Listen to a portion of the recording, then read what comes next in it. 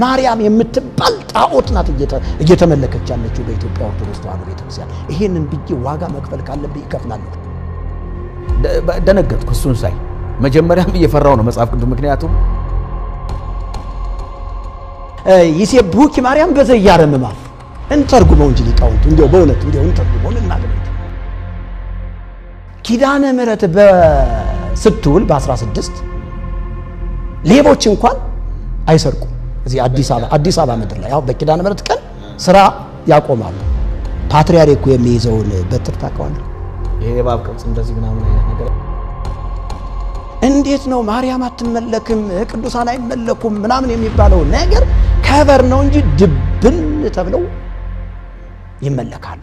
ማስረጃ አለ። እንደገና በሐሳብሽ ድንግል ነሽ፣ በፀጉርሽም ድንግል ነሽ፣ በዓይንሽም ድንግል ነሽ፣ በሐሳብሽም ድንግል ነሽ ሲሉ እና አባ ገብረ ኪዳን አልሰማ አራት አይና የሚባሉት አባ ገብረ ኪዳን እኮ በሐሳቧ ድንግል ነሽ። አራት አይና የተባሉት የፀጉሯን ድንግልና በደንብ ቆጥ ይሆናል። አንድ ጊዜ ለማኝ ሲያረጓት ማርያም አንድ ጊዜ ለማኝ ሲያረጓት፣ አንድ ጊዜ ቤዛ ሲያረጓት፣ አንድ ጊዜ ቤዛ ሲያረጓት፣ አንዳንድ ጊዜ ቸርስ ለውሻ የራራች ማርያም በወርቅ ጫማ የወርቅ ጫማ ያስፈልገኝም ብላ ወርቅ ጫማዋን አውልቃ ለተጠማ ውሻ ውሃ ቀርታ ያጠጣች ነች። እንዲያው አሁን ማርያም ከዳ ቤተሰብ ነው ተወልዳ ያደገችው። እንዲያው መጽሐፍ የወርቅ ጫማ ከታመጣ እና ሀገራችን ትረክሳለች ተብሎ መቃብሩን ቆፍረው አውጥተው በሰባተኛ ቀን ነው ምናምን ሲያቃጥሉት ቤንዚል አርከፍክፈው ሲያቃጥሉት ትዝ ይለኛል። የጴንጤ መንፈስ ነኝ ከየት ነው የመጣችሁ ያረጋው ይሰማል ከካሴት ውስጥ ከውጭ ሀገር ምን ልታረጉ እንደዚህ ህዝቡን ልናስከደው ምናምን እያለ የሚለፈልፍ አጋንንታዊ አሰራር ራሱን የሚገልጠው በስዕላቶች ነው። ራሱን የሚገልጠው በስዕላቶች ነው። እንዴት ነው ራሱን የሚገልጠው ካልክ የምትፈልገውን ታርጌት አድርገህ የምትደግመው ድግምት አለ። ያን ድግምት ስትደግመው አውቶማቲካሊ ራሱን ሆኖ ነው የሚገለጠው። ስዕሉን ሆኖ ነው የሚገለጠው። ታስታውሳለህ? ያበረድኩት አንደርብ የድንጋይ አንደርብ ነው ያወራው። ፖሊሱናም ተሰብስቦ ቤት 19 ፖሊስ ነው የመጣው። 19 ፖሊስ መጥቶ ድንጋይ ከየት የወንዝ ድንጋይ ከየት እንደሚመጣ አይታወቅም። ቤቱ ይደበደባል። ቤት ውስጥ አር ምናምን ይሆናል። ይሄ ትል ምናምን ሲበሉ ምናምን ትል ምናምን በቃ መናፍስቱ እንዲህ ነው የተጫወተባቸው። 3 ቀን ነው ቤቱን ያስደበደበ። ከዛ ቤቴ እንደበደበው መጥቶ ምናምን ብሎ በነገራችን ላይ ስብሐት ለአብ የሚለውን ድርሰት የደረሰው ወይፈኑ ነው። አዎ በሬው ነው። የበሬው ድርሰት ተብሎ ነው የሚታወቀውና ብዙ ነገር ማንሳት እንችል ነበር። ታምረ ማርያም ደግሞ ምንድነው የሚለው? ታምረ ማርያም ባለው ታምረኛ መጽሐፍ በቃ ለመግደል፣ ምክንያቱም ሌላ ሰው እንዲገድል አልፈልግም፣ ገድየህ በቃ ቤተሰቤን ነፃ ለማውጣት ነው ሐሳቤ ማለት ነው። ከፓስተር ዘላለም ጋራ ያሳለፍነውን ጊዜ እያስታወስን እንድናካፍላችሁ እድሉን ስለሰጣችሁን አመሰግናለሁ። ብርሃን ቲዩብ እንግዲህ እንደ ስሙ ብርሃን ነው። በጣም ደስ የሚል ሚዲያ ነው። በዚህ ሚዲያ ከቀረብኩኝ ጊዜ ጀምሮ እግዚአብሔር ብዙ ነፍሳትን አሳልፎ ሰጥቶኛል። እናም እንግዲህ ዛሬ ደግሞ ወንድሜ ዘላለም ከኔ ጋር አለ። እሱም ያሳለፈውን እንዴት ወደ ጌታ እንደመጣ እኔም ደግሞ ወደ ጌታ እንዴት እንደመጣሁኝ ሁለታችን እየተወያየን እንቀጥላለን። ስሜ ዘላለም መዝገቡ ይባላል። መጋቢ ነኝ እና ዛሬ ደግሞ እንግዲህ ካንተ ጋራ አንዳንድ ነገሮችን አብረን እናሳልፋለን። ከዛ በፊት ግን ጌታ ኢየሱስ ክርስቶስን እንደ ግል አዳኝ አድርጌ የተቀበልኩበት ዘመን በ1996 ዓመተ ምህረት ወለጋ ክፍለ ሀገር በነበርን ጊዜ ታስታውሳለህ። አንተ 95 ወይም 96 ይመስለኛል ወጣህ ወደ አዲስ አበባ የገባው። እንግዲህ ዳሎ ተክለ ሃይማኖት ስታገለግል በነበረበት እዛው አካባቢ ነው እንግዲህ ኢየሱስ ክርስቶስን እንደ ግል አዳኝ አድርጌ የተቀበልኩት ማለት ነው። እንግዲህ ከስሜ ከጀመርኩኝ ሌላ አንተ የምትጠይቀኝን ተነስቼ ደግሞ እቀጥላለሁ ማለት ነው። አዎ እውነት ነው። አስታውሳለሁኝ 1993 94 95 96 ድረስ ዳሎ ተክለ ሃይማኖት ቤተክርስቲያን አገልጋይ ነበርኩኝ። እንግዲህ ተክለ ሃይማኖት እስካሁንም ድረስ እየተከተለኝ ነው መሰለኝ።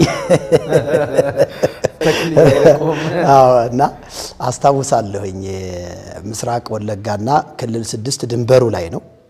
እንግዲህ እዛ ቦታ ላይ በሀገረ ስብከቱ አማካኝነት በበለው ጅጋንፎይ ወረዳ ሀገረ ስብከት በኩል ነው የተቀጠርኩትኝ እና አስታውሳለሁ በጣም እዛ ስፍራ ላይ እንዳንድ ንጉስ ነው ተቀምጬ ነበርና የዛን ሰዓት እንግዲህ በዲቁናው የምታገለግለው አንተ ነህ ከበሮ የምትመታልኝ አንተ ነህ ከዛ በኋላ በዛ በሀገረ ስብከቱ አማካኝነት ገንዘቡም እየመጣ ዝናውም እየመጣ ሲሄድ ወደ አዲስ አበባ እድል አገኘሁኝ እንግዲህ አዲስ አበባ በቤተክርስቲያኒቱ ውስጥ እዛው ያገለገልኩኝ አዲስ አበባ የምትባለው ሀገር ላይ ለመኖር ስወጣ እንግዲህ መርጌታ ተክቼ ነው የሄድኩትኛ አንዴ ድጓ መርጌታ አስታውሳለሁኝ በደንበጫ ወረዳ ወደ ደጋዳሞት ራሱን አምጥቼ ሙሉ ቤቱን ሙሉ ዕቃውን ሁሉ ሰጥቼ ተመርቄ ነው ከዛ ቦታ ላይ የወጣሁት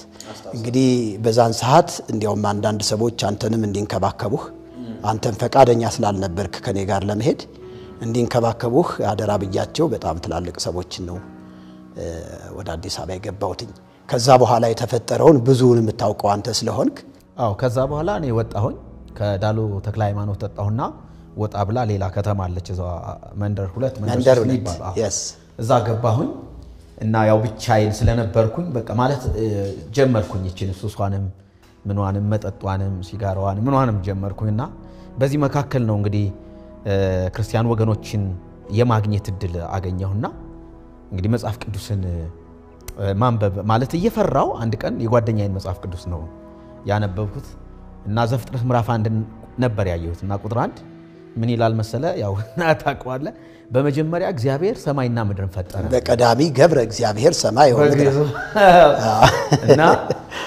እሱ ቃል ነው በነገራችን በጣም ለመጀመሪያ ጊዜ ልቤን ይነካው በቃ በጣም የተነካውበት ቃል ነው ደነገጥኩ እሱን ሳይ መጀመሪያም እየፈራው ነው መጽሐፍ ቅዱስ ምክንያቱም መጽሐፍ ቅዱስ አይነካም እየተባለን ያደግነውኛ እንዳትነካው ተብሎ በሳጥን ውስጥ ነው ተሸሽጎ ይኖረው እና ይሄ ልጅ ደግሞ በቀላል ያነባዋል ማለት ይጸልያል ያነባል መጽሐፍ ቅዱስ ከጁ አይለይምና የሆነ እንደ ቅናትን ቢጤ ያዘኝ እሱ ጴንጤ ነው እኔ ደግሞ ክርስቲያን ብዬ ራሴን ምቆልል ሰው ነኝና እኔ መጽሐፍ ቅዱስ አላነብም አልጸልይም እሱ ይጸልያል እና የሆነ እንትኑ የሆነ ቅናት ቢጤም ያዘኝና ግን አንድ ቀን ነው ገለጥ ያደረኳት እና በመጀመሪያ እግዚአብሔር ሰማይና ምድር ፈጠረ እና ልቤ ቅልጥ ነው ያለው እና ከዛ በኋላ ያን ወንድም በቃ ላንብበው ጠየቅኩትና አንብባለኝ በቃ አነበብኩኝ ከዛ በቃ በጣም ልቤ ተነካ ወደድኩት ቃሉን መጽሐፍ ቅዱስን በቃ በጣም ወደድኩት ሳነበው በጣም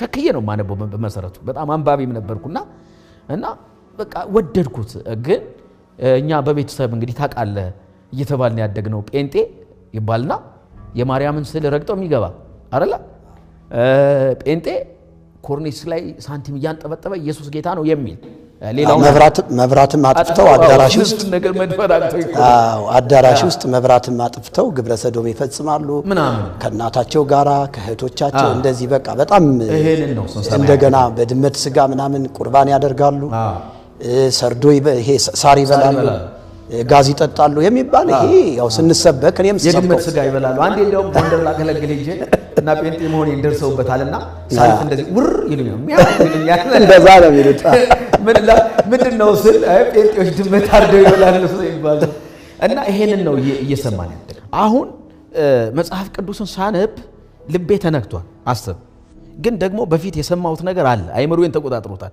ከልጅነት ጀምሮ የተነገረኝ እና ቀጥታ ምንድነው ያደረኩኝ ቸርች ነው ሄድኩትኝ እኔ በቃ ማለት መጽሐፍ ቅዱስ የሚለው እንደዚህ ከሆነ የሰማሁት የተሰበኩት ይሄ ከሆነ ልዩነቱን ማወቅ አለብኝ እውነት የተሰበኩት ልክ ነው ወይስ ቃል ልክ ነው ስለዚህ ሄጄ ማለት ይሄ ያይን ምስክር መሆን አለብኝ ብዬ ነው ሄድኩኝ እና ሲሄድ ልክ አዳራሽ በጣም ትልቅ አዳራሽ ነው ገባው ቸርች ውስጥ እና በኦሮሞኛ ነው እኔ ደግሞ ኦሮሞኛ በዛን ጊዜ አልሰማም ዛሬ ያው እግዚአብሔር ይመስገን ሞክራለሁ እንደ ሁለተኛ ቋንቋዬ ነው ግን ያኔ ምንም አልሰማም እና በኦሮሞኛ ነው የሚመለከው በኦሮሞኛ ነው የሚጸለየው ገባውና ፈለኩኝ እግራቸው ስር ማርያም አለች እንዴ ምናምን ብዬ እና ማርያም የለችም እዛ ኢየሱስ ነው ያለው እና አይደለም ይሄ ትክክለኛውን የማርያም ስዕል ነው ማለት አዎ እኮ እንደው ዝም ብሎ ተራ ፎቶ እንኳን አይቼ ቢሆን በቃ አለቀ ተሰናከል ነበር መሰናከል አይደለም ወይ ልበጠብጥም ይችላል ወይ ደግሞ ከዛ በኋላ ዋናው አውሬ ሆኜ ልገለጥ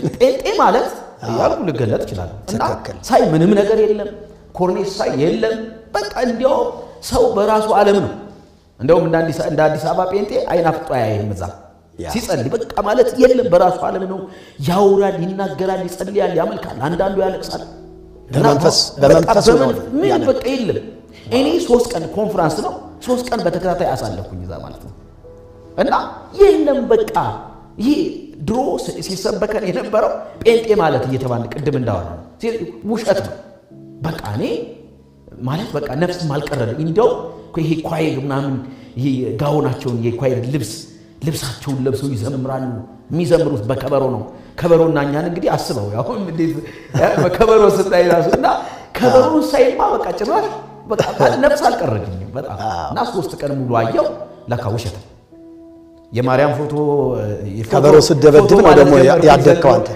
ስዕል አድህኖ ነበር ይባላል እና ፎቶ እያልኩ ነው ማወራው እንግዲህ ኦርቶዶክሳውያን በዚህ እንዳታቆርፉብኝ ብቻ ግን የለም ከኮርኔስም የሚያንጠባጥባ አካል የለም መብራትም ጠፋ አልጠፋ የሚባል ነገር የለም ሰው በእውነትና በመንፈስ ነው የሚያመልከው በቃ ከዛ በሶስተኛው ቀን ይመስለኛል እኔ አማራ እንደሆንኩኝ ኦሮሞኛ እንደማልሰማ የተረዳኝ ይመስለኛል አገልጋዩ እንግዲህ ምናልባት እንዴት እንደሆነ አላቅም ግን በአማርኛ በተሰባበረ አማርኛ በመጨረሻው ቀን መናገር ጀመርና የመጨረሻ ጌታ ኢየሱስ ክርስቶስን የግል አዳኛችሁ አድርጋችሁ መቀበል የምትፈልጉ ሰዎች እና ይሄን ሲና አላቅም እጄን ሳነሳ ራሱ በቃ እጄን አነሳሁ ብድግ አደረኩ ሄጄ ጌታ ኢየሱስ ክርስቶስን እንደ ግል አዳኝ ተቀበልኩ ሲጸለይልኝ በዛው ቅጽበት ይሄ የክርስቶስ ሰላም ሲሞላብኝ ይታወቅ ነበር በቃ ማለት ሰላሚ ሁሉ ሲመለስ በቃ ማለት እዛው ላይ ነው የተለወጥኩት ማለት ይችላል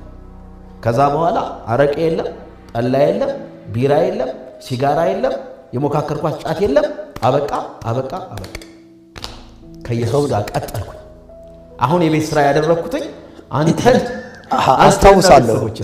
አስታውሳለሁ ከዛ ቄስ ገድፍ የሚባል ቄስ ገድፍ የሚባል እኔ የማገለግልበት ቤተክርስቲያን በጣም ቅን ልጅ ነው በዚህ አጋጣሚ እንዲያው ምናልባት እንዲያው ሚዲያው ባንድም በሌላ መንገድ ከደረሰው በጣም መወዳቸውና አባ ገብረ ማርያም የቤተክርስቲያኑ አስተዳዳሪ ቆሞስ ምናልባት እዚህ ተክለ ሃይማኖት እዚህ መርካቶ ያለው ተክለ ሃይማኖት ገብተዋል ምናልባት ይሄንን የሚያዳምጡ ከሆነ እንዲያው እኔም ቢያገኙኝና ቢያወሩኝ ወደ ጌታ መንግስት ቢመጡ የሁል ጊዜ ጸሎቴ ነው ምናልባትም ደግሞ ጌታን ማግንቶ ሊሆን ደግሞ በጣም የዋህ በጣም ቅኖች በጣም እና አዲስ አበባ ስገባ ብዙዎች አድራሻያን ይዘው ነበርና ከዛ ወንድምህ እኮ መናፍቅ ሆነ አሉ ተደወለልኝ በቃ እንዴት እንደደነገጥኩኝ እንዴት ቁጣ እንደሞላብኝ በቃ አስታውሳለሁ በቃ ከዛ ወይ አንተን አግንቼ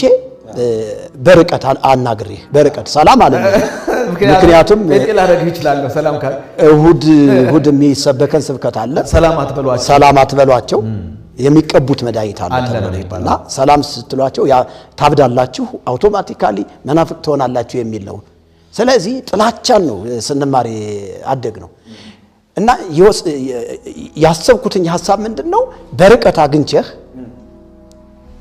ጥያቄ ለመጠየቅ ትመለሳለህ አትመለስም አልመለስም ካልክ ያው እንግዲህ ያቺ ኩርዳላቅ አለች ኩርዳላቅ ነው ምንላት በዛ በቤተ ክህነቱ ኩርዳላቅ ይሏታል እሷ ስላለች በቃ ለመግደል ነው ምክንያቱም ሌላ ሰው እንዲገል አልፈልግም ገድየህ በቃ ቤተሰቤን ነፃ ለማውጣት ነው ሐሳቤ ማለት ነው ከዛ እንግዲህ ወስኜ መጥቻለሁ ወደዛ ስመጣ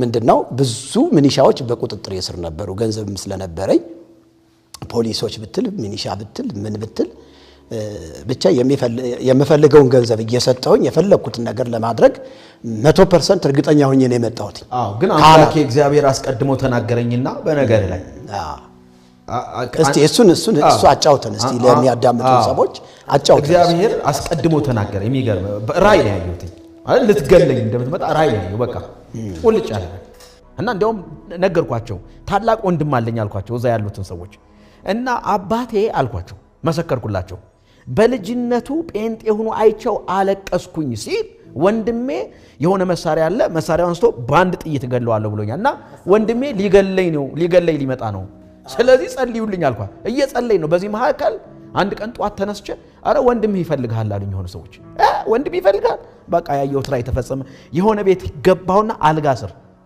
ቆድሮ የሚባል አይደለም ምንድነው ከሰኔል የሚሰራው እሱን አልጋ ስር ገብቼ ለብሼ አንተ ገንዘብ ሰጣቸው እንዲፈልጉኝ ገንዘብ የሰጣቸው ምን መጣው ቤት ጠይቀው ይሄዳሉ እኔ አያቸዋለሁ እነሱ አያዩኝ የሚገርም እና በዚህ መንገድ እንግዲህ ያመለጥኩ ማለት ነው ልትገለኝ ቆይ አንተ እንደው ብትገለኝ መንግስተ ሰማያት መገባ ይመስል ነበር በዛ ሰዓት 100% አይደል ከትምርቱ የተነሳ ትምርቱ መንግስተ ሰማያት ገለህ መንግስተ ሰማያት ልትገባ በቃ ምክንያቱም ጸረ ማርያም ብላችሁ ቅጥቅጣችሁ ግደው ባለጌን ካሳደገ ጸረ ማርያም ተብሎ ነው ትምርት የሚሰጠውና እኔ ያስታወስከኝ በጣም ያስታወስከኝ ነገር ባወራ ደስ ይለኛል ፋዘር ገና ልጅ ሆነልኛ መጨረሻ ይችን ህልም ነው የተናገረ ብዙ ያለ እናታችንን ነይ ብሎ ያለቀሰ ምናምን ሲያወራት እዚህ ይለኛል ይሄ ልጅ እኮ ጴንጤ ሲሆን አየሁት አለ ጴንጤ አይታወቅም በዛን ዘመን መናፍቅ ሲሆን አየሁት እና ወደፊት ይሄ ልጅ መናፍቅ ነው የሚሆነው ብሎ አለቀሰ ማለት ነው እና እሷን ሲያለቅስ እኔ የዛን ሰዓት ኤስኬሱ አለች እንግዲህ ፋዘርም ያው ሙሉ በኩል ላይ ነው ለዘመጻ ባይል ምትሏን ይተቀማል አባታችን ኪዳን መስቀሉን ለመባረኪያ መሳሪያውን ኪዳን ለማድረስ ለሊት ሲወጣ 9 ሰዓት በዚህ ቻርጎ እስኬሱን መስቀሉን በዚህ ይዞ እየደገመ ነው የሚሄደው መያለ ነው የሚሄደው እና ያችን የስኬስ ነው ያወጣዋትኝ አስታውሳለሁ ላጥ አድርጌ እንዲያው አቀባበልኳትና ስማ አንተ መናፍቅ የምትሆን ከሆነ በዚህ ጥይት ነው በአንድ ጥይት ነው መበትነ ከዛ ታው አለ የዛን ሰዓት ያው ብዙ ነገር ስለነበር ጸፋርሷም ምናምን ጃቢሽዋም አለች የቅኔ ተብላ ምትወሰድ ይችን አስታውሳለሁ ልክ ነህ በዚህ ሁኔታ አንተ ዛ ገባህ የቆሎ ትምህርት ቤቱን አቋረጥክ ፋዘር በጣም ብዙ ሙከራ አደረገ አንተ ትምህርቱን ቀጠልክ እስከ 7ኛ ክፍል ተማርኩኝ ግን ያው አባቴ ፍቃደኛ አይደለም በዛ ትምህርት እንድቀጥል ፍቃደኛ አልነበረም እሱ ቄስ እንደሆነ ነው የሚፈልገው መርጌታ እንደሆነ ነው የሚፈልገው ታውቃለህ ያው ቤተሰቡ ሁሉ መርጌታና ቄስ እንደሆነ ነው የሚፈልገው እሱ ጠቅላላ እና በነገራችን ላይ ታናሻችንን ታስታውሳለህ እኔ ነኝ ያስወጣሁት ይሄ ከካም ትምህርት ነው እዛ ትምህርት እንዳትሄድ ብዬ እኔ ነኝ የከለከልኩት ሴቶች ሁሉ ይማሩ ነበር እና በጣም እስከ 7ኛ ክፍል ከተማርኩ በኋላ ምንም ፈቃደኛ አልነበረም ትምህርቱም እያለ እየጠነከረ ሲሄድ የግድ ማጥናት አለብህ አጋዥ መጽሐፍቶችን ማግኘት አለብህ አባታችን ለዚህ ትምህርት ፈቃደኛ ስላል እስክሪፕቶ እንኳን መግዛት አይፈልግም ፈቃደኛ አይደለማ በቃ ያለ ፈቃዱ ነው ስማር የነበር በዚህ ምክንያት ነው በነገራችን ላይ ከቤተሰብ ወጥቼ እናንተ ወዳላችሁበት ወደ ወለጋ ያኔ የመጣሁት ማለት ነው እና እንደዛ ነው ቅድም አንድ ነገር ምን አስታውስኩ መሰለህ ሰላም አለለውም በርቀት መተዋለሁ ያልከው አንድ ጊዜ አክስታችን ሙሃይ ውበት እና ያኔ በጠረጴዛ ዙሪያ ለምን አናወራም ብለህ ጠርተኸኝ የመጣው ጊዜ ቄሶችን ሰብስቤ ያኔ አክስቴ ናት አሳድጋኛለች እንደ እናት ነው ማያት የእናቴ ታላቅ እህት ነች እና ሄጄ እኔ ናፍቃኛለች የምር እኮ ሄጄ ለቀም አድርጌ ሳምኳታ አስጎራት እና ምንድነው ሲባል በቃ ጴንጤ ሊያደርገኝ ነው ብላ ነው ለካ እኔ ነክቻት ምን ልትሆን ነው እሷ ጴንጤ ልትሆን አጎራት በቃ አስጎራትና እንደው መንፈሱን ሳላስለቅቀው መቅረቴ ነው የጸጸተኝ ለማንኛውም እሱን ስላስታወስኩ ነው አንተም መጨረሻ ላይ ተበቀላት ያስጎራ ነበር ያኔ አልተነካካንም መጣህ እኔ ሐሳቤ ምንድነው ሰዎች ያከብሩኛል ይፈሩኛል ገንዘቡም አለ ዝናውም አንቱታውም አለ እና እንግዲህ ጴንጤን ያክል ዲመላ ኪዳነ ምሕረት የተወለድንባት ስፍራ ላይ ሲመጣ የተከበርከው ዝም የተባልከው እኔ ስላልሆነ ነው በዛት እንጂ እዛሽ ምድር ላይ ጴንጤ የሚባል ደቅድቆ ያቅ አይደለም ከካህናት ጋር ቁጭ ብሎ ማውራት ይቀርና ምድሪቱን ደቅድቆ ያቅ ታስታውስ ከሆነ አሁን የሙሃይ ውበት ልጅ ለመጀመሪያ ጊዜ ያ ዱርዬ ጌታን አግኝቶ ጴንጤ ሆነ ተብሎ መጨረሻ ላይ እሱ ዛ ይካፈልበት የነበረ በርቀይ መድኃኔዓለም ነው በርቀይ እኔ ትዝ ይለኛል እኔ እዛ መርጌታ ሆኜ በማገለግልበት ጊዜ እንትኑን አንድ ጴንጤ ሞቶ ሜዳ ላይ ነው የተቀበረ እና አገራችን ትረክሳለች ተብሎ መቃብሩን ቆፍረው አውጥተው በሰባተኛ ቀን ነው ምናምን ሲያቃጥሉት ቤንዚል አርከፍክፈው ሲያቃጥሉት ትዝ ይለኛል። ከመቃብር አውጥተው ሲያቃጥሉት ትዝ ይለኛል። እና በዚህ ሁኔታ ላይ የሚንቀሳቀስ ትውልድ አንተን ለምንድን ነው የዛን ሰዓት ምንም ሳይል የቀረ? በርግጥ በጣም ይፈራል። ግን በጣም ይፈራል። አንደኛ ጥበብ አለች። ጥበብ እንበላት በዛኛው አውድ ጥበብ እንበላት በዛኛው አውዱን ጠብቀን እናወራ። ካላና ስለሚቆጡ ጥንቆላ ካል ይቆጣል። ጥበብ እንበላት። በነገራችን ላይ ፋዘር እንደዚህ አይነት ነገር አይወድም። በጣም ነው የሚጠላው። ይሄ ጥበብ ምናምን ነው ምናምን ነው የሚለው። እኔ ግን የማስታውሰው አንዴ ልክ ያኔ ቀሳውስቱ ተሰብስበው ስብከተ ወንጌል ተጠርቶ ውይይት ሲደረግ እና ያኔ በጣም ተስፋ ሲቆርጥ ቀሳውስቱም ሰባኪ ወንጌላውያን ምናምን ተሰብስበው ምንም እኔን መሞገት አልቻሉ ነበር። እና የመጨረሻ ጊዜ ና አለ። ታስታውስ እንደው አላውቅም። ና አለ አንተ ጥበብ ትችላለህ። የማይወደው ይሄ ጥንቆላ ጥበብ ምናምን የማይወደው ያን ቀን ግን ሲፈቅድልህ ሰማሁ። ጥበብ ትችላለህ አንተ ሙት ነው ያለ። ከቻልክ ሰባብረህ አስቀምጥልኝ፣ እኔ ሽባ አድርገህ አስቀምጥልኝ ከቻልክ በል። ያንተን ዕውቀት የምፈትነው በዚህ ነው ነበር ያለው። አስታውሳለሁ። ሰባብረህ አስቀምጥ፣ እድሜ ዘመኑን እየቀለብኩት እኖራለሁ፣ ስቀልበው እኖራለሁ። ሽባ አድርገህ በል እስኪ ፈቅጄልሃለሁ። ከዛ ምንድነው የወሰድኩት እርምጃ ምንድነው? ካህናቱ ተሰበሰቡ፣ ተወያያችሁ። ምንም እንትን አለ አይደል? በደብተሬ ሁሉ የመዝሙር ደብተር ነበረ። ኦሮሞኛ ዝማሬ ሁሉ ኳየር ውስጥ ገብቼ ስለነበረ ደብተሬ የመዝሙር ደብተር ይዤ ነው የምዞረው ያኔ። እሱ ላይ እኮ ትልበት ነበር።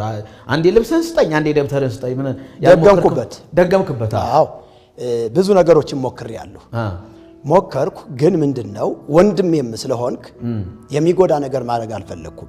አንተ ሽባ እንድትሆን የሆነ ነገር እንድትሆን አልፈለኩም። በጣም ብዙ የምተማመንበት ነገር አለ። ነገር ግን እንድትመለስ ነው ድግምቱን የደገምኩት የነበረ።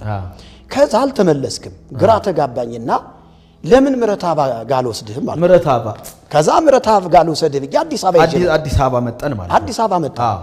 ከዛ ምረታባ እሺ ብሎ ቀጥሮን ጠፋ። በዚያው ወንድሜ እንደዚህ ጴንጤ ሆኖ ከዛ በቃ እሱን ወደዚህ እንዲመለስ ነው አይ ወደ ማርያም የሚለው ጠፋብኝ። ከዛ ፈርቶ ቀረ። ቆይ ጎፋ ገብርኤል የስብከተ ወንጌሉ የወረዳው ስብከተ ወንጌል ዋና ኃላፊ ቀሲስ ወንድሜ ነው ይባላል። እሱን ፋዘርን አንተን እዛው ቤተክርስቲያን ውስጥ ገብተን ብሎት ያኔ በቃ ዛሬ ልጄ ይመለሳል ምናምን ብሎ ቢሮ ገባንና መወያየት ስንጀምር እሱ እኮ የያዘው ትክክል ነው ብሎት ቁጭ ያለ አባ ትክክል ነው የሚለው ልጁ እኮ ትክክል ነው፣ የያዘው ነገር እኮ ትክክል ነው። እኛ እኮ እንደዚህ ቀኖናዎች እንደዚህ በዚህ ነው በቃ ብሎ የማጥላላት በቃ ተራ እንደሆኑ ምናምን ነገር ሲናገር ስለ ማርያም ነበር የጠየቁት። ስለ ማርያም ነበር። እንዲያውም እኔ ለካ እንደዚህ ነው ብዬ ትንሽ በጣም ተናድጄ ተለያይተናል። በዚህ ነበር። እና እንግዲህ አንተን ወደ ኦርቶዶክስ ተዋህዶ ቤተክርስቲያን ለማምጣት በጣም ረጅም ጊዜ በገንዘብ ሞክረሃል፣ በጥንቆላ ሞክረሃል። በነገራችን ላይ በጣም ጌታ ይናገር ነበር በወንድም የሚሰራው መንፈስ እየተባለ በየቸርቹ የሚገርም እኮ አሁን ወንድም ይኑረኛ አይኑረኛ አይታወቅም፣ ግን ጌታ ያወራ ነበርና መንፈሱ በነገራችን ላይ እንደው ግን አሁን ዛሬ ብዙ ነገር እኮ ማለት ስንቱን አውርተን እንጨርሰዋለን። በነገርህ ላይ ገና ማለት ነው። እኔ ወደ ጌታም ከመምጣቴ በፊት ገና ልጅ ሁኜ አንተ ላይ ያለ መንፈስ ሊገለኝ ይፈልግ ነበር። ታስታውስ ከሆነ በጦር ልትወጋኝ አንድ ቀን አንተ ገና ከወዲሁ አውቆ ስራው እንደሚፈርስበት ስላወቀ እኔ ወደ ጌታ አልመጣሁም። ማሰብ በጦር ልትወጋኝ ስታሰቃየኝ ያልክበትን ቀን አስታውሳለሁ። ልትወጋኝ እና እግዚአብሔር ምን ያክል ይጠነቀቅልኝ እንደነበረ መንፈሱ አንተ ላይ የነበረ መንፈስ በጣም ሊገለኝ ነበር የሚፈልገውና ወደ ጌታ ከመጣው በኋላ ደግሞ ጌታ ያወራ ነበር። በቃ እግዚአብሔር አፍርሻለሁ ይላል ወንድም ይኑረኛ አይኑረኛ አያውቅም። በየሄድኩበት ቸርች ግን ጌታ ያወራ ነበር። እግዚአብሔር ይናገራል። እግዚአብሔር ትክክል ነው። እና በጥንቆላው ሞከርክ።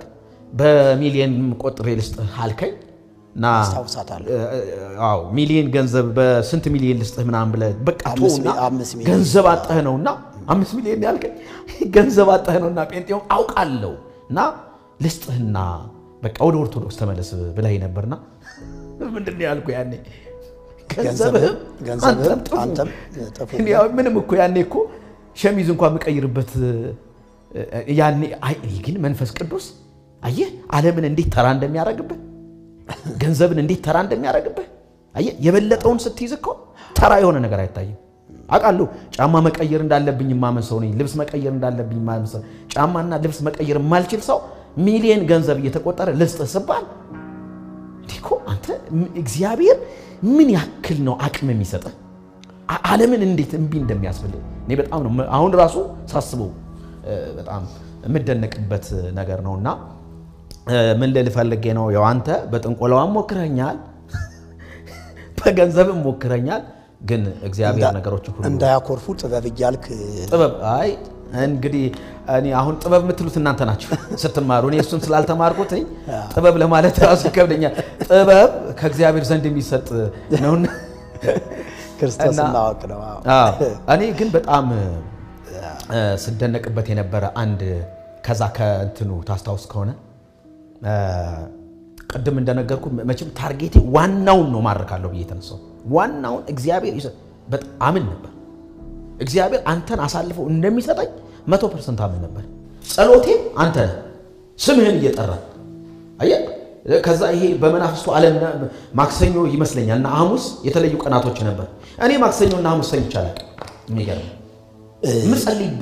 የሚገርመው እኔ አሁን ላይ ሆኜ ሳስበው በፈርዖን አስማተኞችና በሙሴ መካከል ይደረግ የነበረው ጦርነት እሱን ነው ማስተዋወሰውና ምን አስተዋወስከኝ መሰለ ደግሞ ተዚህ ለሃል አጎታችን የእናታችን ታናሽ ወንድም የዛን ሰዓት ሻለቃ ነበረ ሻለቃ ይሽታው ዳምጤ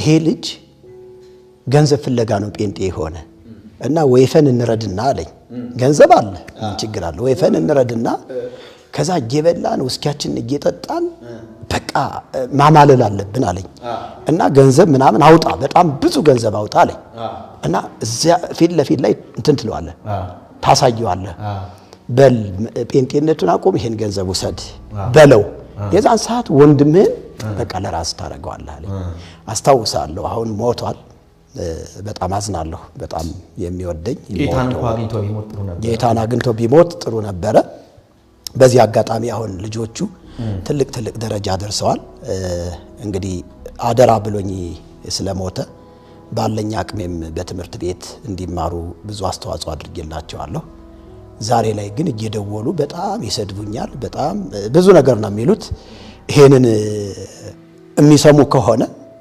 እግዚአብሔር እንደው ወደ እውነት እንዲያመጣቸው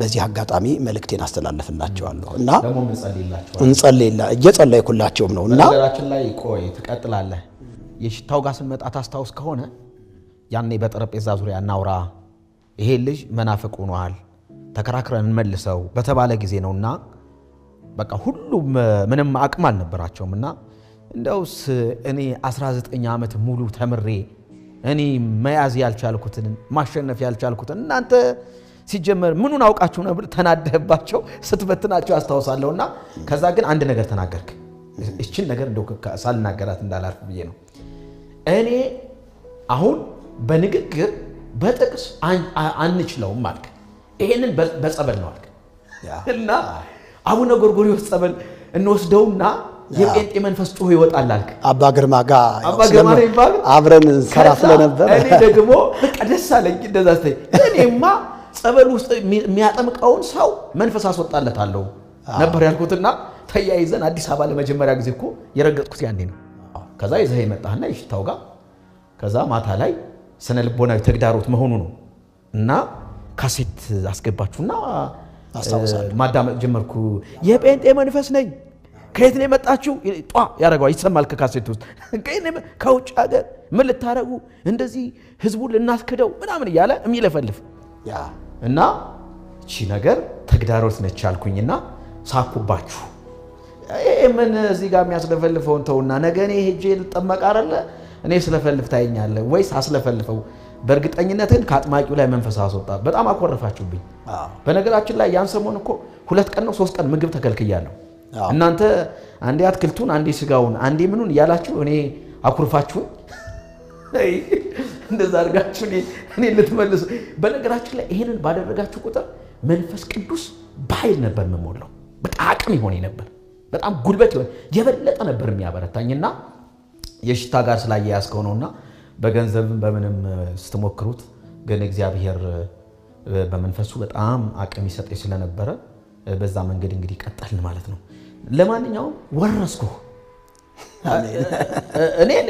እኔም ወርሻለሁ አንተም ወርሳል በነገራችን ላይ እኔ አንድ ሰው ነው ጸሎቴም አንድ ሰው ነው ቅድም እንደነገርኩ መርጌታ ምስጢሩን እግዚአብሔር ወይ አሳልፈ ስጠኝ ነው ጸሎቴ መስክርነቴም ይሄ ነበር ከዛ በኋላ እኮ ከወለጋ እኮ ላንተ ወንጌል ለመናገር ቀጥታ መጥቻለሁ ቤት ተሰልፈው እነዚህ አስቆላይ እንትን የተክልዬ የማርያም ምን የለላል የገብርኤል ጠቅላላ ግድግዳውን አዙረ ነገርኩ መጀመሪያ በነገራችን ላይ በጣም ስለተናደርኩ ነው 1 2 3 ምናምን ብዬ ቁጥራቸውን አላስታውስም ይሄን ያክል ጣዖት ይዘ ቤት ወንጌል ትሰማለህ እና ያኔ በጅማው በር እንደቀመስኩኝ አስታውሳለሁና እኔ አንዱን መርጌታ ምስጢሩን ጸለይኩኝ ወረስኩኝ አንተ ደግሞ እንግዲህ ብዙዎችን እየወረስክ አለ ስለዚህ ሁሉ እግዚአብሔርን ማመስገን ፈልጋለሁ እግዚአብሔር ይመስገን ስለ ሁሉም ነገር አሜን እና እኔ ከከፈልኩት ዋጋ እየከፈልክ ነው ደግሞ ትከፍላለህ መጥተው የዘራውን ያንኑ ያጭዳል ነው የሚለው ዛሬ መከራው በዝቶብሃል ከዛም ከዚህ ያው እንግዲህ የዘራነው ማጨዳችን ግድ ነው እውነት ነው ዘመኔ ሁሉ ነው የተበላ በተለይ አሁን ባነሳው በእነዚህ በስዕል አድኖች ላይ በስዕላት ልበለው እስቲ እንደነሱ ስዕል አድኖ ማለት የሚያድን ስዕል ስለሆነ የሚያድን ጌታ እንጂ የሚያድን ስዕል የለምና ዘመኔን የተበላው ዘመኔን ያለቀው እውነት ለመናገር ለዚህም ነው አሁን መበቀል መፈልገው ምክንያቱም ምን መሰለ በእኛ ቤተክርስቲያን ስዕል አድኖ የሚባለው ቀላል አይደለም የሚሰጠው ክብር እንደገናም ደግሞ የሚገለጥበት ስፒሪት እጅግ በጣም በጣም በጣም ስውር ነው ሰው ያቀው በተለይ ወንጌላውያን ይሄንን ቢያውቁት ከኔ በላይ በቁጣ ይነሱ ነበር ከኔ በላይ እና እነዛ ቤት ውስጥ ተሰቅለው የነበሩ በተለይ ጸሎት ቤት ደግሞ ተቀምጠው የነበሩ ስዕላቶች እኔ ምንድን ነበር መሰራባቸው ይዛን ሰዓት አስብ እንግዲህ ይሄ ጥበብ የሚባለው በዛ ቤተክርስቲያን ጥበብ የሚባለው በዚህ ደግሞ በትክክለኛው በእግዚአብሔር ቃል መገለጥ ደግሞ ስታዩ ጥንቆላ ሆኖ የተገኘው አጋንንታዊ አሰራር ራሱን የሚገልጠው በስዕላቶች ነው የሚገርም ነው ራሱን የሚገልጠው በስዕላቶች ነው እንዴት ነው ራሱን የሚገልጠው ካልክ የምትፈልገውን ታርጌት አድርገህ የምትደግመው ድግምት አለ ያን ድግምት ስትደግመው አውቶማቲካሊ ራሱን ሆኖ ነው የሚገለጠው ስዕሉን ሆኖ ነው የሚገለጠው ተክለ ሃይማኖት ብለህ ብትጠራው ተክለ ሃይማኖትን መስሎ ነው የሚገለጠው በአንድ እግሩ ይመጣል አባ ሳሙኤል ብትለው ዘዋልድባ እሱ በአንበሳ እየተፈናጠጠ ይመጣልሃል ይሄ በጣም በቃ በቤተ ክህነቱ ወይም ደግሞ በኢትዮጵያ ኦርቶዶክስ ተዋሕዶ ቤተክርስቲያን ሊቃውንቶች ዘንድ መሳበ ቅዱሳኖችን ስቦ በጸሎት ጠይቆ አቅርቦ ማነጋገር ተመልከት መጽሐፍ ቅዱስ ደግሞ ምን እንደሚለው ታውቃለህ ሙታን ሳቢ አየው ወደ እግዚአብሔር ቃል ስታመጣው ግን እነሱ ጥበብ የሚሉት አጋንንታዊ ጥበብ ነው አጋንንታዊ አካሄድ ነው ስለዚህ ዘመኔ በጣም ነው የተበላበት ለሊቱን ሙሉ ገድሉን አነባለሁ ፍቅር የነበረ ለነሱ እጅግ በጣም ትልቅ ፍቅር ነበር ተክልየን መስመታለህ ምን ታርግዛ እንግዲህ እኔ ያሰራዋቸው ስዕላቶች ታስታውስ ከሆነ በጣም በውድ በብር ያሰራዋቸው አሉ በቃ በሚያምር ፍሬም ያሰራዋቸው አሉ እንግዲህ ለነዛ ሁሉ ራሱን የቻለ ሽቶ ነበራቸው የእንተና ሽቶ ጀነራል ነው የእንተና ሽቶ ዳርክ ናይት ነው የእንተና ሽቶ የሆነ ነገር ነው ብቻ ጠፍቶኛል የሽቶ ራሱ አይነት ነበረው ግን ተክለ ሃይማኖት ሲመጣ የተክለ ሃይማኖት ቀን ድግስ አለ እኛ ቤት በግ ይታረዳል። አስታውሳለሁ እሱ የገብርኤል ከሆነ የገብርኤል ቀን ደግሞ በግ ይታረዳል፣ ድግስ አለ። ግንስ እዛ ሁሉም እየሄደ ይደፋል፣ ስዕለት ያቀርባል። ቤት ነው እኮ መኖሪያ ቤት፣ ታቦቱ አለ ተቀርጾ የተቀመጠው። በዛ አይነት መንገድ ስለተቀበልኩትኝ ዘመኔ በጣም ተበላ፣ ተያዝኩኝ።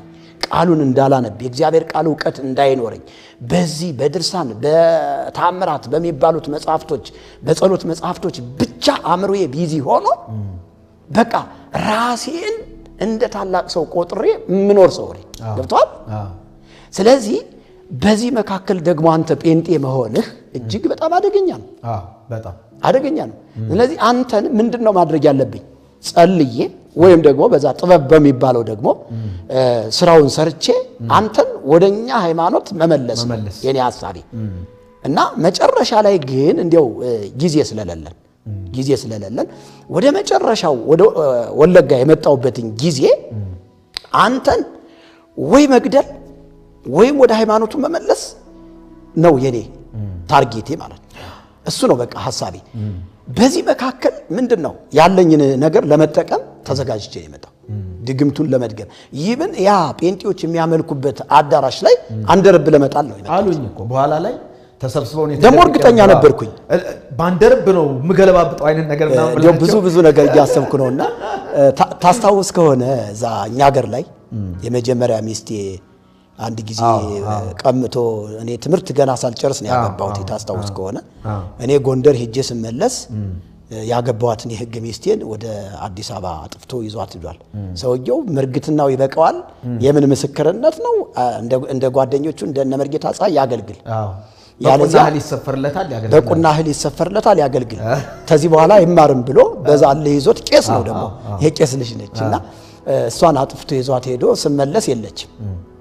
ታስታውሳለህ? ያወረድኩት አንደርብ የድንጋይ አንደርብ ነው ያወረድኩት። ፖሊሱናም ተሰብስቦ ቤት 19 ፖሊስ ነው የመጣው። 19 ፖሊስ መጥቶ ድንጋይ ከየት የወንዝ ድንጋይ ከየት እንደሚመጣ አይታወቅም። ቤቱ ይደበደባል። ቤት ውስጥ ጣር ምናምን ይሆናል። ይሄ ትል ምናምን ሲበሉ ምናምን ትል ምናምን በቃ መናፍስቱ እንዲህ ነው የተጫወተባቸው። 3 ቀን ነው ቤቱን ያስደበደበው። ከዛ ቤቴ እንደበደበው መጥቶ ምናምን ብሎ ከዛ ክስ ተከሶ እስቲ ቼክ እናድርግ ተብሎ ፖሊስ ሲሄድ ድንጋይ እየመጣ ፖሊሱን ይቀጠቅጠዋል። አይ ይሄ ከሕግ ጋር አይገናኝም ራሳችሁ ጨርሱ ብለው ሲሄዱት እዚህ ይላል። እንዲያውም ፋዘር ሁሉ ታስሯል በዚህ ምክንያት። ከዛ እኛ ያድሮ ደበደበብኝ ትላለ። እኛ ወፈጥ የሚባለው ጫካ ውስጥ ነው ድመት አርደን የሰራ ነው እኔና ወንድሜ። ጥቁር ድመት አርደን ምን ላድርግልህ ትወዳለህ አለ መንፈሱ መጣ። የቄስ መንገሽን ቤት አስደብድብ በድንጋይ እና ቤቱን አርሙላው ትል አድርገው እንጀራውን ይሄን ስንለው ብለነው ኪዳን አድርገን አረቂ እንትን ብለን ከዛ በኋላ ደሙን እንትን ብለን ያንን ሰጠነው። ከዛ መቀጥቀጥ ጀመረ። ከዛ መጨረሻ ላይ ልጄን እኔ ነኝ ይዤው ያደርኳለ። እኛ 3 ሰዓት ነው የሰራነው። እኔ ያደርኩት ደግሞ ቤት ነው ፋዘር ጋር። ፋዘር ደግሞ የዋህ ስለሆነ ልጄን እኔ ይዤው አድሬ በፍጹም እንዲያታረጉም ብሎ እንዲያው ምሰሩይ ብሎ አብረን ሄደን እስር ቤት ገባንና የሚካድሙ ዶክተሮች ነበሩ። ስማቸውን ዶክተር ናቸው አሁን እና እስር ቤት አረቂ ሲያመጡልኝ አስታውሳለሁ። እንዲያው በዚህ አጋጣሚ ከሰሙ ጌታ ኢየሱስ እንደሚወዳቸው ነግራቸዋለሁ። በእውነት ወደ ጌታ ይምጡ። ቆይ ልጨርሰው። መጨረሻ ላይ የተፈጠረው ምንድነው? ተደራደሩ የሚባል ሚስቴን ያምጣልኩኝ። ከዛ ድርድር ነው የተደራደር ነው። ፋዘር ግን ትዝ ይለኛል ልጄ አለኝ ይሄንን ነገር አርገዋል አላርገውም እውነቷን ብቻ ንገረኝ አለኝ። አይ ፋዘር አርገዋለሁ አለ። ጎበዝ ልጄ አለኝ እና ለሰውየው ካሳ ተብሎ 37 ቆርቆሮ ይሁን ቁጥሩ ትዝ አይለኝ እንዲገዛለት ለሰውየው። ከዛ ሚስቴን እንዲያመጣ ተደርጎ ተደራድረን በቃ ማንም አክብሮኝ ይብን እስር ቤት ግቢ ውስጥ ገባን እንጂ እስር ቤት አልገባንም እኛ። አንድ 30 ደቂቃ ነው ምናምን የቆየ። ፖሊሱ ሁሉ ጠቅላላ ወደኔ ነው የሆነ። ከዛ ተደራድረን ሚስቴን አመጣ። ካሳ ምናምን ተባለ። ካሳውን ይክፈል ፋዘር ትዝ አይለኝም። በዛ ምክንያት ነው እንግዲህ ይሄንን በመተማመን እንግዲህ አንደርቡን እንደምሰራ ስለማቅ በመተማመን ቸርቹ ላይም አንደርብ ለማውረድ ነው የመጣሁት ወደ አንተ ማለት ነው። አዎ እንደዛ የማስፈራራቱን ነገር አድርገው ነበር። ነገሩ ይኸውልህ አንደርብ ጴንጤ ላይ አይሰራም። አሁን ያልተረዳኸው ያኔ አንተ ያልተረዳኸው ነገር መጽሐፍ ቅዱስ ምንድን ነው የሚለው? አስማት አንድ ረብ ሆናችሁ አንድ ረብ ሆን እና ሟርት በእስራኤል ላይ ቀለጠ። ታውቃለህ ልቤ ልክ እዛ ከደረስኩ በኋላ ሐሳቤ ሁሉ ተዛባብኝ። አይ ምን ይሄን ያህል ምንድነው እሱን ምን አስፈላለገኝ ብዬ ብዙ ገንዘብ አውጥቻለሁ። በዛን ሰዓት ወደ 30 ሺህ ብር አውጥቻለሁ አንተን ለማስያዝ። ግን ያደረኩት ምንድነው ወደ 4 ተሳቢ በቆሎ ጭኜ ሄድኩኝ። አንተ ጥሩ ነግደሃል። እሱ ነው መጀመሪያም የሚሻል እሱ ነበረ። እኔ ጋር አዘ ብለህ በከንቱ ነው የተጋፈጥከው። በነገራችን ላይ ከኔ ጋር ስትጋፈጥ ከጌታ ጋር ነበር። ትክክል። በቃ እየተጋጨህ መመለስ እንጂ ምንም አታደርግም። ምንም አላ እንደው በዚሁ አጋጣሚ የሚጠነቁሉ ሰው በጴንጤ ከሰሩ ኪሳራ ውስጥ ናቸው። በዚህ አጋጣሚ በጴንጤ ላይ ብዙ ጠንቋዮችን ወርሻለሁ። በጣም ብዙ ደብተራዎችን ብዙ መርጌቶችን እግዚአብሔር አሳልፎ ሰጥቶኛል። ግን አጋጣሚ እስካሁንም ድረስ የምትጠነቁሉ ሰዎች ካላችሁ መርጌቶች፣ ቀሳውስቶች፣ ዲያቆናቶች፣ ኤጲስቆጶሳቶች በእውነት በኔ ይብቃ፣ ጥንቆላ በኔ ይብቃ ነው የምለው። ይሄ መልእክት ይድረስልኝ። አሁን እኛ ደንበጫ ላይ 368 ጠንቋይ ነበር እዛ መርጌታ። ይሄ ማለት ከ12 ዓመት በፊት ማለት እንዴ ከ18 ዓመት በፊት ነው የማውቀው። አሁን ደግሞ ምኑን ያክል ተራብቶ እንደሆነ መገመት አያዳግትህም። ስለዚህ ያ ሁሉ ጠንቋይ ፍቃድ ተሰጥቶት ነው የሚጠነቁል። አሁን አባጌነውን ታውቀዋለህ? አባጌነውን ታውቀዋለህ? የቅማታችን የጡት ልጅ ነው። እንግዲህ እሱ ጋር የማይመጣ ከውጭ ሀገር ከሀገር ውስጥ ከአዲስ አበባ እሱ ጋር የማይሄድ ጠንቋይ የለም። እንዲያውም አንድ ጊዜ የሆነ ንዋየ ቅድሳት ጠፋ ተብሎ ሰዎቹ ሽማግሌ ምናምን መርጠው አባጌነው ጋር ይሄድ ተባለ። ካህናቱ እኮ ናቸው። ጠንቋይ ጋር ተሄዶ እንተና ነው የሰረቀው ብሎ እንዲናገር ማለት ነው። አስብ፣ ቤተ ክርስቲያን ከዚህ ጋራ ምኑን ያክል ዝምድና እንዳላት ነው የሚያሳየው። እና አባጌነው ራሱ የሚጠነቁልበት ራሱን የቻለ ጽላት እንዳለው እኔ አውቃለሁ። ታቦት እንዳለው አውቃለሁ። ብዙዎቹ ያንተም ነበር በመሰረቱ ነበር አስታውሳለሁ። ነበር እኔ እንዲያው ሲባል የምጠነቁልበት ነው ታቦት። እኔ እንዲያው እንዳንተ የዛን ሰዓት ስሜታዊ ሆኜ ብዙ ነገር አቃጠልኩ ይሰባበርኩ እንጂ ኑሮ ቢሆን አስተምርበት ነበር። አዎ በነገራችን ላይ እንዳታቃጥል እያልኩ ነግሬህ ነበር ብለህ ነበር። ግን መሸከም አልችልም ብዬ አቃጠልኩት። ገብቷል። እና ምንድነው እግዚአብሔር ግን መልካም አባት ነው። አብ ካልሳበው በቀር ወደ እኔ ሊመጣ የሚችል ማንም የለም ተብሎ እንደተጻፈ እኛ ከዛ ከጎጃም ምድር መውጣታችን እግዚአብሔር አንተን ተጠቅሞ እኔ መውጣቴ በእውነት መመረጥ ነው። ኢየሱስ ቀጥታ ነው ወደ ቤቴ የመጣው። ኢየሱስ ወደኛ ቤት ነው የመጣው። ይሄ ደግሞ መመረጥ ነው። እግዚአብሔር ስለመረጠን ነው ያደረገው እንጂ ከዛ ውስጥ እንዲያው ይወጣል ተብሎ አይታሰብም። ታስታውስ ወረዳ አዎ ከደንበጫ ወረዳ አስበው። ደንበጫ አሁን ዛሬ የደም መሬት ነች። ደንበጫ የደም መሬት ነች ዛሬ። አሁን በቃ ትውልድ በየቀኑ የሚረግፍበት ምድር ነው። ከጥንትም ጀምሮ ታሪክ ያለው ነው ደንበጫ ወረዳ። ከደንበጫም ዲመላ ያቺ ትንሽ ቀበሌ ከዛ መውጣት በራሱ በእውነት ይሄ የእግዚአብሔር ታምር። በእርግጥ እግዚአብሔር ዓላማ አለው እና ሰሜንን እግዚአብሔር እንደሚያስወርሰን ማምናለሁ። ግን እኔ ታስታውስ ከሆነ ያው ብዙ ጊዜ ነው እንግዲህ የደበደብከኝ። አዳማ አንዴ ፈንክተኛል። አዳማም ቤት መምራን ሰፈር አስኮ መምራን ሰፈር አንዴ ፈንክተኛል። አንዴ ደግሞ የት ላይ ብቻ 3 ጊዜ ፈንክተኛ። ያው የደበደብከኝን መድኃኔዓለም ይቁጠረው። አሁን እኮ አስደበደብከኝ እኮ አስከፈልከኝ። ኩላሊት ፌል እስኪሆን ድረስ ኩላሊት እስከማይሰራ ድረስ ተደበደብኩ። የመውጊያውን ብረት ቀለል አድርገው ቢሆን ቀለል ይልልህ ነበር። እውነት ነው። አንተ አበዛኸው እና ምንም ማድረግ አይቻልም። መቻል ነው። ሰው የዘራውን ያንኑ ነው የሚያጭደውና መቻል ነው። ምንም ማድረግ ግን እኔ ሁልጊዜም በነገራችን ላይ በጣም አስኮ ላይ ከፈነከትከኝ በኋላ ቀዘቀዝክ በጣም። ያስኮ ዱላ ያስኮ ደም እኔን አግኝቶኛል። በባለቤቴ እንትን ነው ሻርፕ ነገር ይሄ ነጠላ ነገር ነች እንዲህ አስራልህ እሷንም ድብድቤያታለሁ። በዚህ አጋጣሚ እየሰማሽ ከሆነ እንዲያው ምህረት አድርግልኝ በእውነት እግዚአብሔር ምስክሬ ነው። እና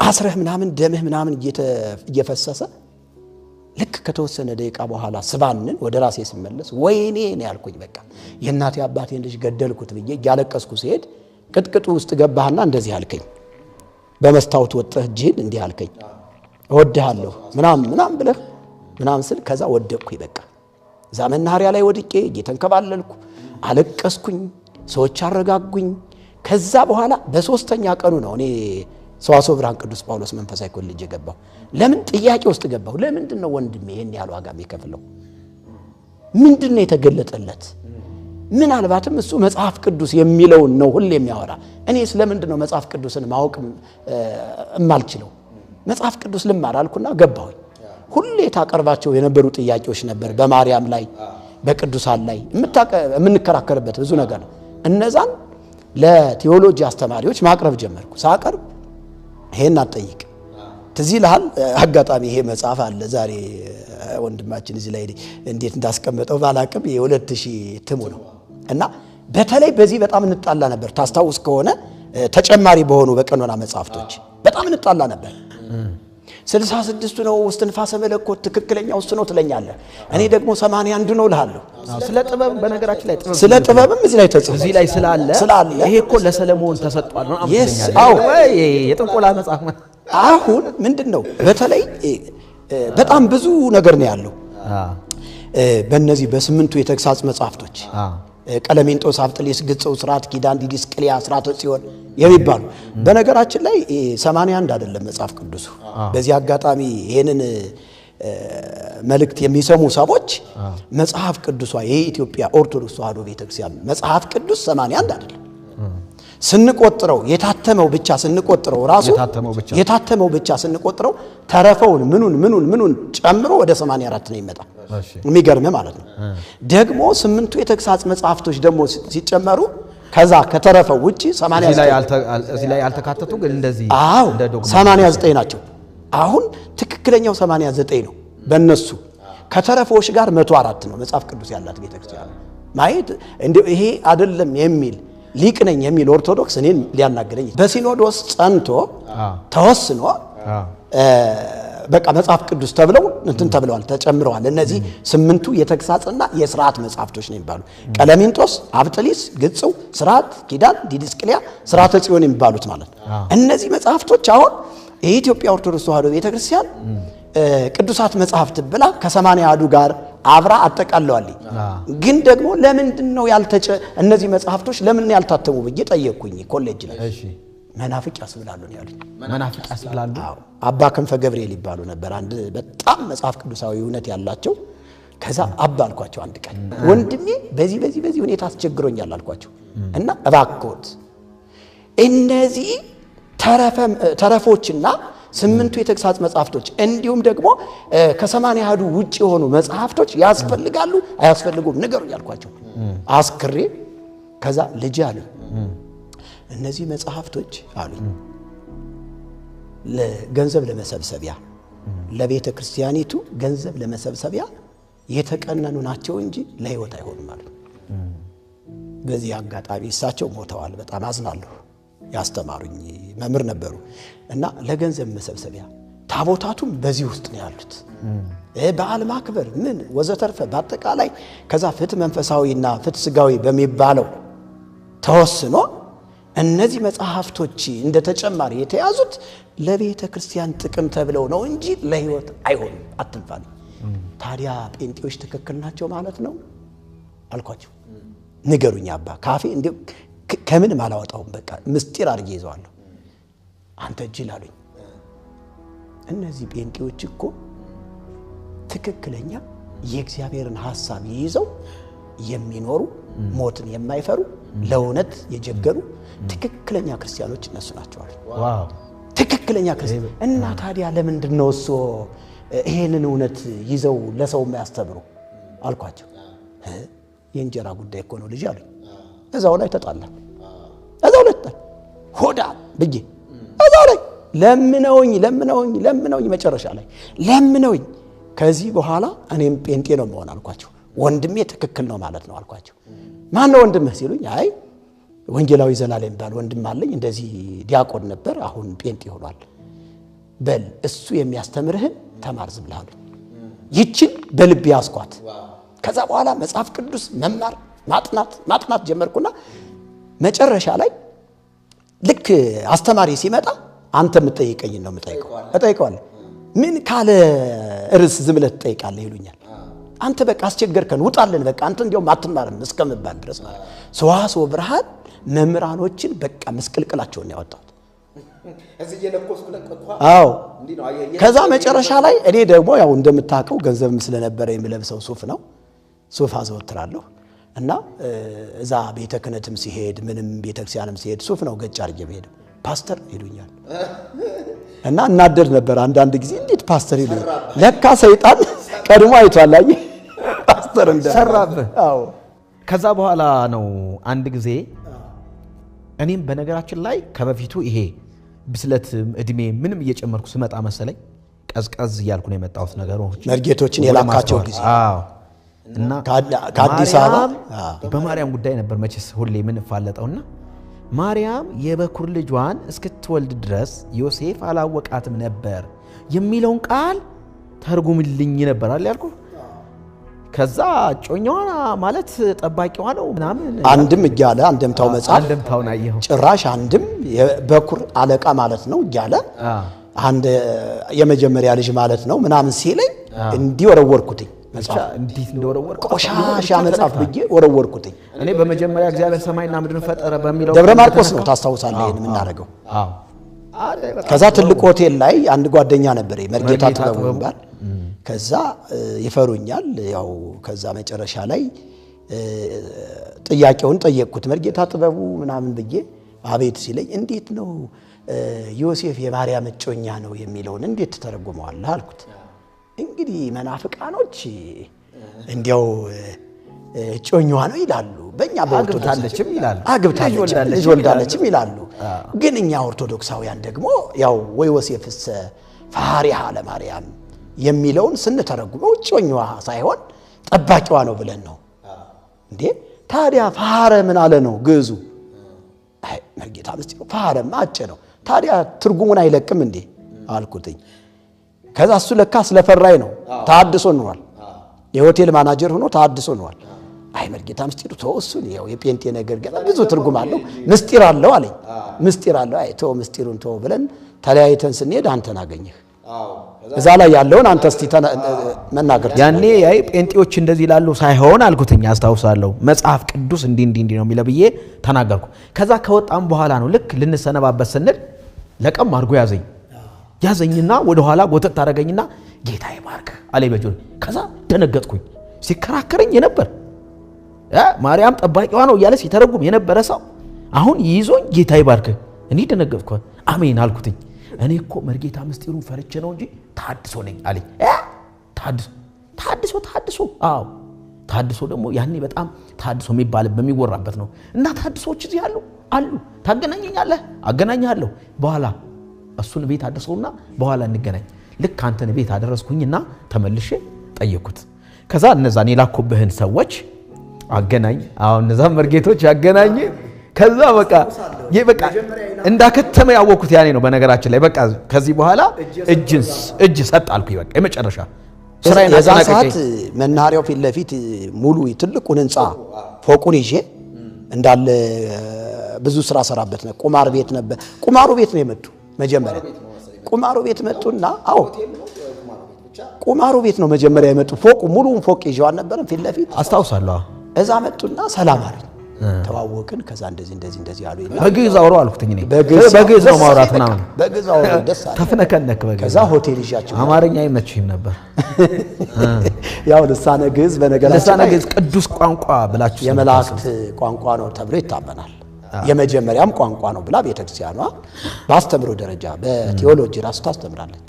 የመጀመሪያ ቋንቋ አዳምና ሔዋን የሚናገሩት ግዕዝ ነበር። ሲያመልኩ የነበሩት በግዕዝ ቋንቋ ነው ብላ ቤተክርስቲያኗ ታስተምራለች። ከዛ አንፃር ለማንኛውም ልሳነ ግዕዝ የእግዚአብሔር ቋንቋ ነው ብለን ስለምናምን በዛ ምክንያት ግዕዝ የሚያወራ ሰው በጣም እቀበላለሁ፣ ሰውም ይቀበላል። እና ሲያወሩኝ ከዛ ደስ አለኝና ሆቴል ዳሞት ሆቴል የሚባል ነበረኝ ይዣቸው ሄድኩኝ።